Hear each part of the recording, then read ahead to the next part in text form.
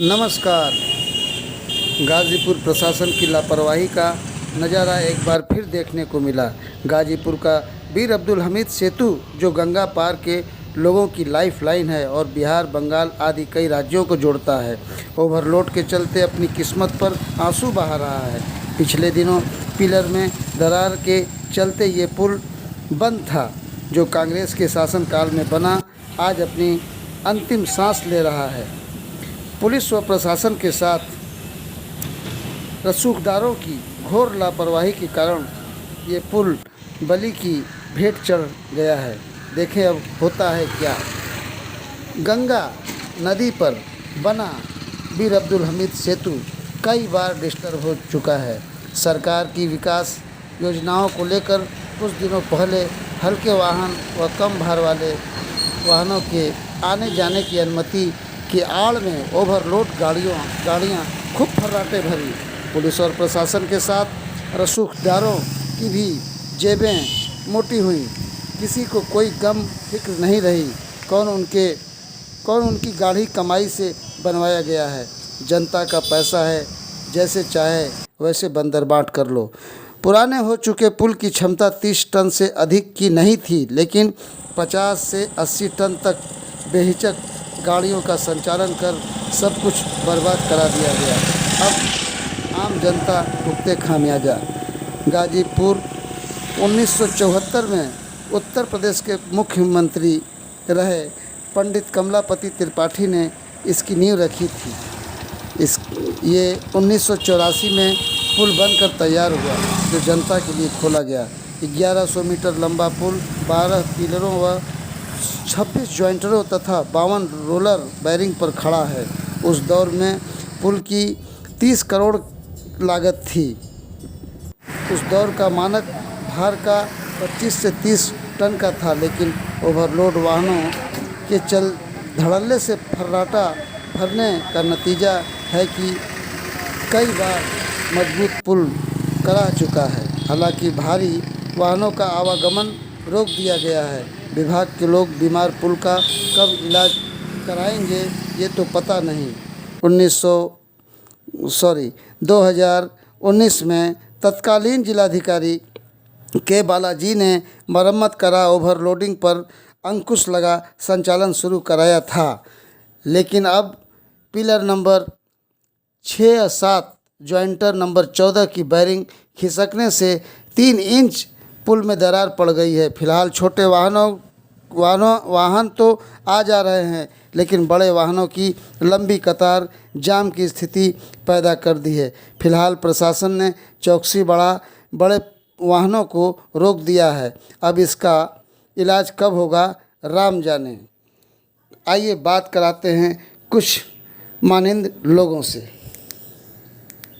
मैं रविकांत राय, ग्राम सभा बगेन, विकासखंड मोहम्मदाबाद का रहने वाला हूँ। ये जो हमीद सेतु पुल है, मैं स्वर्गीय कमलापति त्रिपाठी जी, पूर्व चीफ मिनिस्टर उत्तर प्रदेश को याद करना चाहता हूँ कि गाज़ीपुर से इतना उनका लगाव था कि मुझे याद है कि मेरे पिताजी भी उस समय एमएलसी थे, स्वर्गीय विंध्याचल राय जी, और लोगों का स्नेह और प्यार से कि ये उस पार के लोगों और बिहार को जोड़ने के लिए गंगा सेतु पर पुल की मांग हुई, तो कमलापति जी ने सहर्ष स्वीकार किया और यहाँ आए और बड़ा स्वागत हुआ। और उन्होंने कहा कि इतना गाज़ीपुर से मेरा लगाव है कि लोगों ने इतना प्रेम दिया है कि मैं इस गंगा नदी में पुल को ज़रूर बनाऊंगा। और ये 1984 में बन करके तैयार हुआ और जनता को समर्पित हुआ, जिससे आज उत्तर प्रदेश और बिहार के लोग उससे जुड़े हुए हैं। और बार बार ये आज पुल खराब हो रहा है, ये प्रशासन की कमी मैं मानता हूँ, क्योंकि प्रशासन को ये एक बात कह देना चाहिए कि यहाँ ओवर ट्रकें, इसका जो लोड है ये होना चाहिए और यही ट्रकें पास करेंगी। और यदि इस तरह से कड़ाई से पालन होगा और नियमों का पालन होगा जो कि निर्धारित हो जाएगा लोड, तो कभी भी पुल नहीं खराब हो सकता है। लेकिन मैं इसमें प्रशासन की कमी मानता हूं कि इसको ठीक से निर्धारित नहीं करते, जो आए दिन ये पुल खराब हो रहा है। देखिए, हमारे कमलापति त्रिपाठी जी ने यह गाज़ीपुर को बहुत बड़ा एक सौगात दिए थे।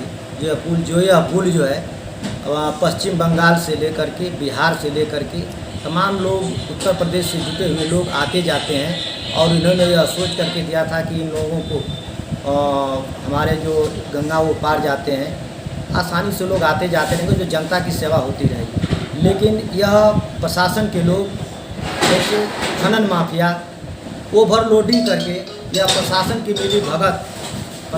मिली भगत से या गाजीपुर जनपद के प्रशासन की मिली भगत से यह जो है खनन माफिया ओवरलोडिंग करके आते जाते हैं, जिससे पुल की बैरिंग या उसके जो भी पुर्जे हैं वो खसकने का काम करते हैं। यदि यह रुक जाता है तो यह पुल और अच्छा होता कि और अधिक दिन तक चलता और लोगों का आवाजाही जो है वो रहता है। हाँ सर, यूपी से बिहार को जोड़ने वाली गाजीपुर के गंगा पुल है जो देर रात से ही जो डैमेज हो गया है, जिसकी वजह से यातायात भी बंद हो गया है। सर, उसको देखते हुए किस तरह की क्या कहेंगे? हमारे पास PDNHI की रिपोर्ट आई है।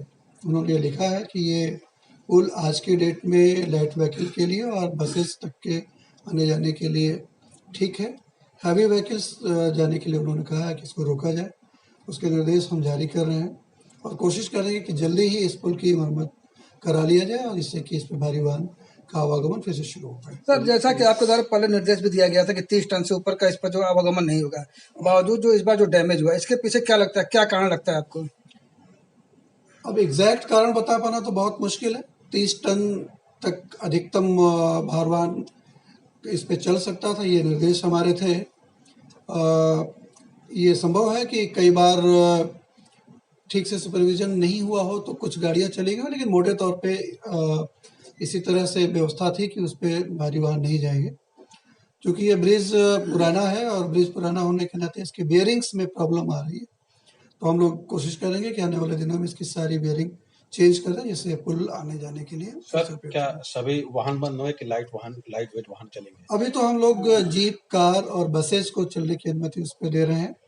मालवाहक जो यान है उनको हम लोग प्रतिबंधित कर रहे हैं। बालू माफियाओं और रसूखदारों तथा प्रशासन की घोर लापरवाही का कारण है कि पुल बार बार क्षतिग्रस्त होता है। ओवरलोड की क्षमता का मानक के अनुसार पालन किया जाए तो पुल लंबे समय तक उपयोग में लाया जा सकता है। Akhilesh Yadav, news today 24, Ghazipur.